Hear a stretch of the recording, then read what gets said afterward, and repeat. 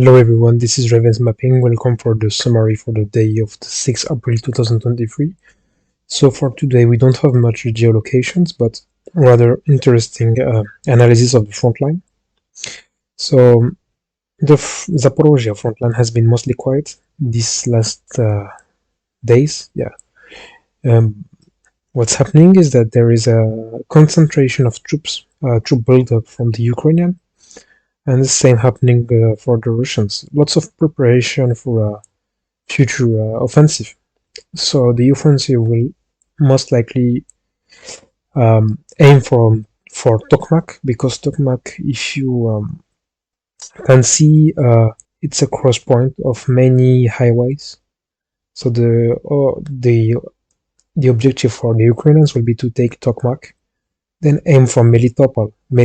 In Melitopol, they can count on some Ukrainians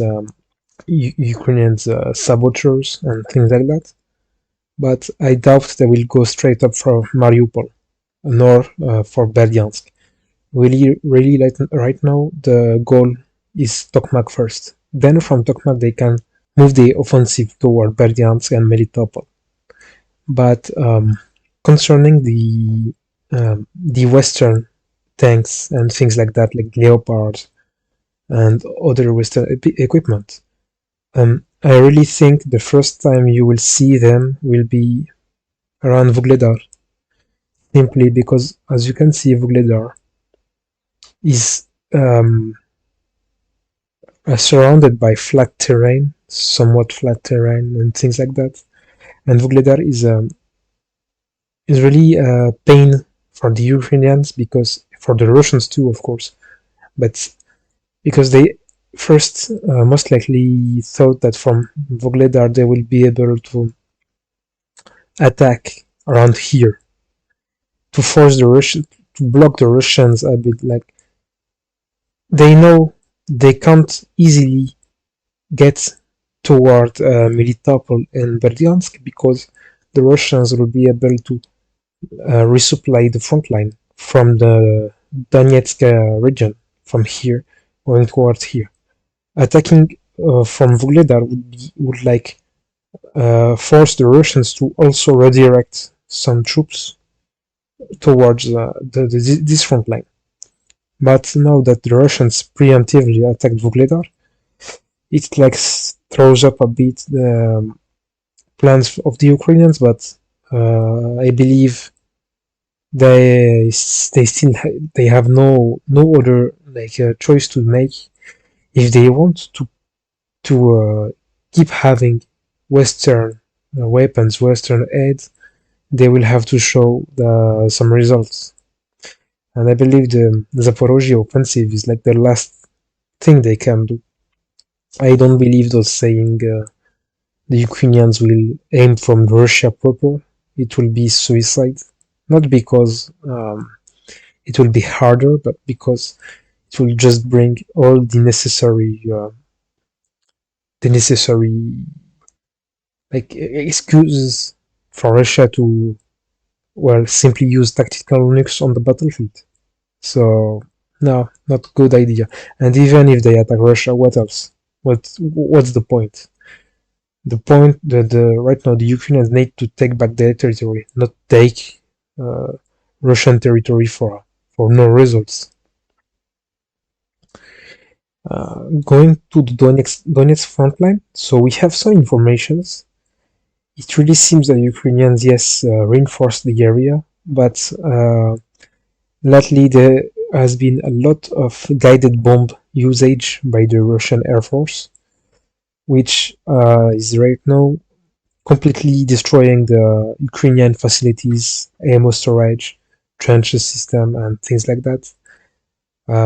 It also shows that right now the Russians are more confident into using their Air Force, because if they did not use it before like that, it's either for two reasons: because they weren't on the offensive and now they launched the offensive, either because they feared about the Western radar system, anti-air system, but it seems that they most likely destroyed most of them, so they feel safe enough to do some flybys over Avdiivka, Bakhmut, and things like that. Also, we have information that the Ukrainian perhaps attacked yesterday morning toward Novoselivka, but there is no information anymore about it. It seems like they got patched out. Next, we have the cities of Keramik and Novokalinove. So it seems that both sides stopped advancing. I believe now that the Ukrainians sent in reinforcement. The Russians and the Ukrainians are now in a position warfare. They both entrenched at their latest positions, and yeah, they're fighting until the enemy, waiting for an enemy to like give up. And right now, with the fall of Bakhmut, perhaps it's because like they are now using troops from Bakhmut toward Avdiivka.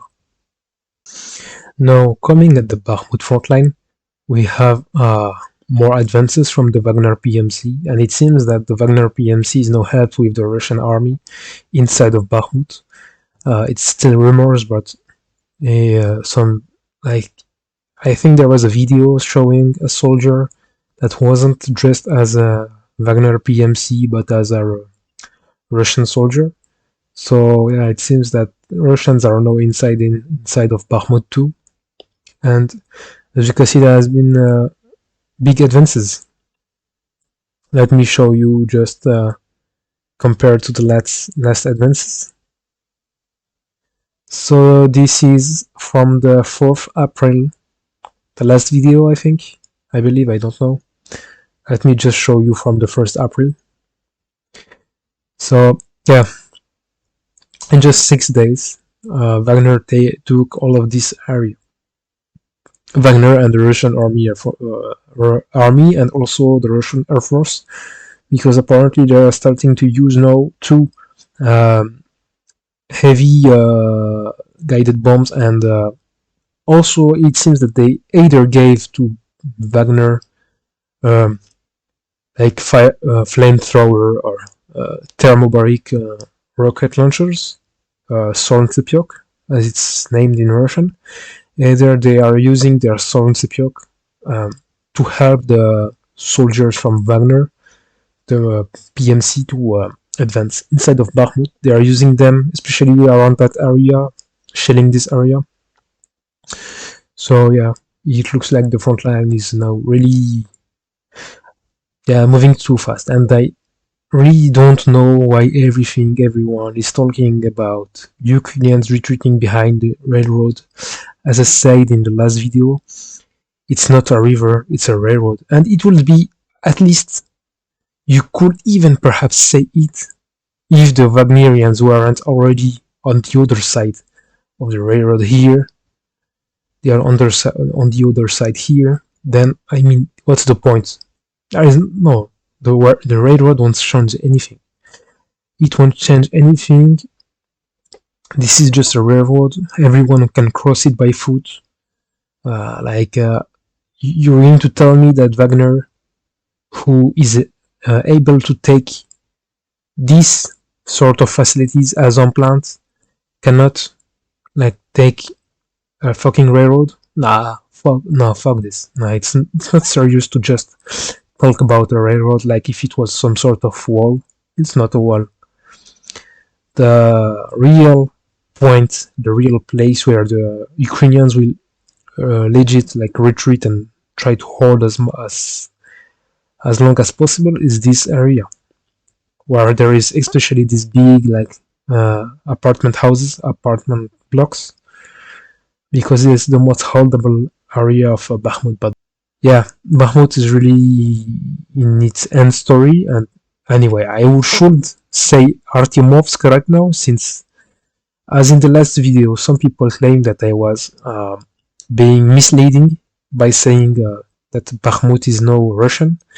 But when I'm saying that, it's just to explain to you that in international law or something like this, when a country captures the administrative building, like the main building of the city, of the town or something like this, the town is now classified as belonging to that country.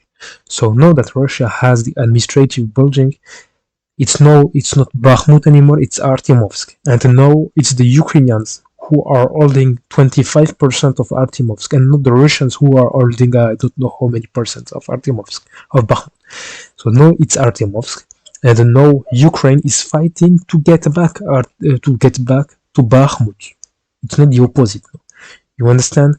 So yes, now technically the city is Russian, but this Russian city is controlled, like 25% of this city is controlled by Ukraine. Next we have some interesting information. Apparently the Russians advanced inside of Bogdanovka.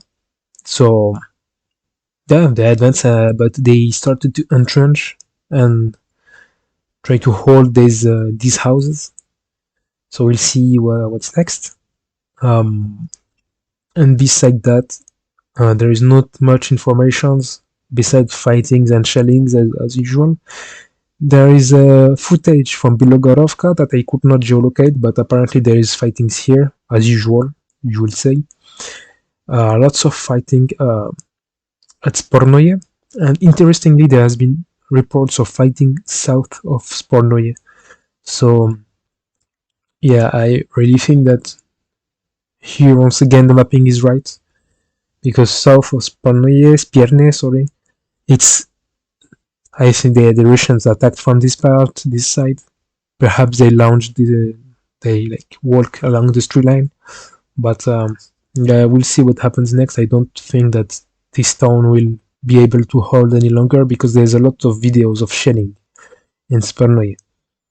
In this small village, almost every building has been like destroyed. There is not a lot of places for the Ukrainians to hide right now. And now going at the meat grinder, the forest meat grinder, KREMINNA forest. We have a geolocation that wasn't done by me, but by a Deep State UA Ukrainian source of Russian tanks and Russian, I think BMP, I don't know, attacking Ukrainian trenches, Ukrainian positions right here. And they said it's interesting because the Russian tank just came to attack and went back as soon as, like, you know, the tank just came there, shot on the Ukrainians and went back. They called it like some sort of guerrilla tactics, but it's logic, it's a forest. And that's the best way Russians can use tanks inside of a forest. You can't let a tank like drive in the middle of a forest, try to hold a line. No, in the forest it's not a good idea to do that. So the Russians are using correctly the tank inside of this forest by just sending them quickly to attack, to storm a trench, to just destroy something and quickly go back before someone brings a TGM. So no, we have lots of footage from this area. So as I said last time, yes, I believe there is no a big offensive happening right now. So if you remember in the last video, there was this geolocation. Let me show you. Of Ukrainian troops being shelled by thermobaric rockets.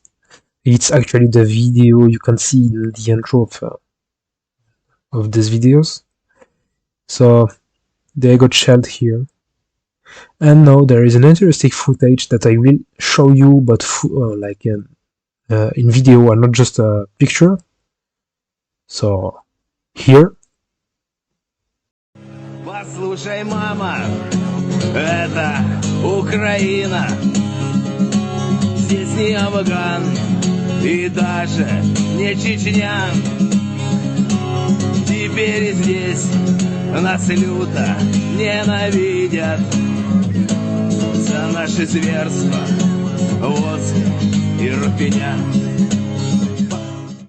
And now you can see that in this footage, you can go back and watch it again, but you can see that basically the Russians came from this area.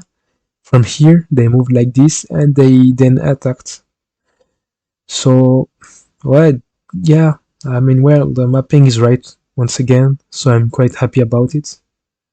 Um, I have nothing else to say, but it's interesting because in this video you can see what storming looks like in this area. Because in the other front lines, in the other the other front lines, some stormings looks like 1 or 2 BMP at most, sending at most like 20 soldiers to storm a trench. Here you can see that there is a lot of troops, lots of vehicles used, and you will see in the upcoming analysis, frontline analysis, strategical analysis video that will come out soon, that this area, the frontline, this frontline is really the most mechanized frontline, the most important frontline. It's the area where there is the biggest amount of troops from both sides, the biggest amount of artillery, of tanks, of everything you want. Now, you also have this geolocation. So yeah, in all of the videos it said Group O, and it said at KREMINNA, so at KREMINNA. So not a big deal to geolocate it, but it's still good. You see that there is a lots of shelling. And also, please notice how 1, 2, 3, 4, 5, 6, 7, 8, 9, 10 shelling at once. You know what it means? It means that there is 10 artillery somewhere. And 10 artillery is like, it's a lot. You know, it's a lot. It just shows how many artillery there is around. And that picture is from the same video you just saw, and it was not intentional. When in the video they just wanted to show the troops storming the trench, the Ukrainians, but when showing it in the background you could see all this shelling, so it shows that at all time there is a lot of things happening there. So if you want to really see where what view it is, it's like this view, just to prove, yeah, that's this view. You can recognize this place. So at when 10 artillery fires, it really means that there is a lot more behind, because artillery needs to be maintained and things like that. So actually, you know what, I'm going to show you the map of strategy, the upcoming strategy video, and I almost finished it. Yeah, so these icons are tanks, 5 tanks. It's a company or a platoon of 5 tanks. So both sides, in all of this there is 5 tanks. In this I think there is like 6 artillery, and I count everything. So I count Sorn-Sepiok, artillery, rocket launching systems, things like that, okay? Because it will be too long to display everything. And as you see, both sides have a lot of things, a lot of artillery everywhere. So the lines aren't real, like it's not really where the Ukrainians are holding, but it's just to represent. I just wanted to represent you this 1,000 Ukrainian soldiers. What are they holding? So for 1,000 Ukrainian soldiers, they are holding just this place. It's a lot of soldiers for such a small area. And in the storming operation, well, it's funny because, well, it's not funny for the Ukrainians, but you saw like four vehicles, I think. 4 or 5 vehicles, I don't remember.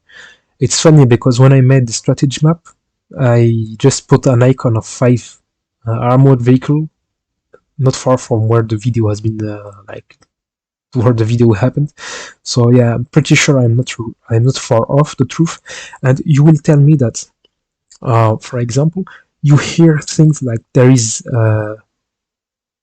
30,000 soldiers north here, 20,000 here, 30,000 here, 13,000 here, sorry. You have to understand that when you hear, for example, that in Bakhmut, in total there is 50,000 Ukrainian soldiers, it means that there is in fact like just 5 or 7,000 fighters, like 5 or 7,000 soldiers that are on the front line fighting or ready to fight, holding positions, and the rest of the soldiers is just bringing the ammunitions, the supply, the medical stuff, everything like this. So don't say I'm wrong when I'm showing you this map. Here it's just 200 soldiers, 1,000 soldiers. I know in other mappings you will see that, for example, there is, I don't know, 1,500 soldiers. I don't display all of these soldiers. That's all you have to understand. For me, these soldiers, the rest of the troops are not important. What I want to show you is really how many soldiers are fighting, not the ones doing all the job. You understand? So this will be for the upcoming video, strategy video. It's still not finished. I did not record anything. I'm still working on the map, but as you can see, there is a lot of work, lot of stuff. And if you just look carefully, you will see that there is not a lot of icons here and a lot of icons here. Don't be like, you have to understand that this is 1,000 soldier, and because there is 2 lines over it. When there is just 1 line, like this is 200. It's just that here I did not bother like making it in detail, you understand?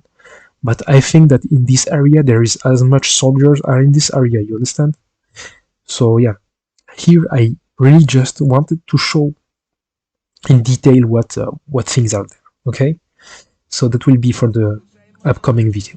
I hope you enjoyed this video, and I wish you a very pleasing day, and I please ask you to share the video, subscribe to the channel, and share this channel, because I really want a lot of people to watch the upcoming strategy video.